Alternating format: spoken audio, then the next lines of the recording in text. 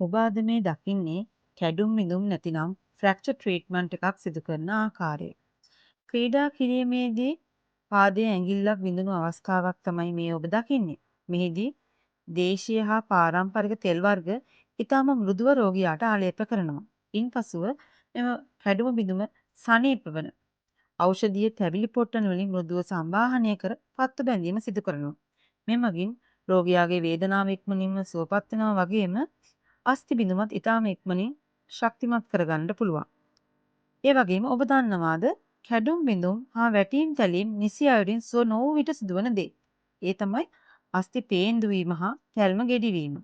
අස්ථි පේන්දුවක් කියන්නේ පසු කාලීනව රෝගියාට එම ගැටලුව ඇති වුණ තැන වේදනාව ඇති වෙනවා, නිතර ඉදිමෙන්නට බලනවා, සමේ වර්ණය කළු වෙනවා, එහෙම නැත්නම් වර්ණය වෙනස් වෙන්න බලනවා. මේ වගේ උපද්‍රව ඇති වෙනවා. ඉතින් නිසි අයුරින් කැඩීමක් බිඳුමක් සනීප කර ගැනීම වැදගත්.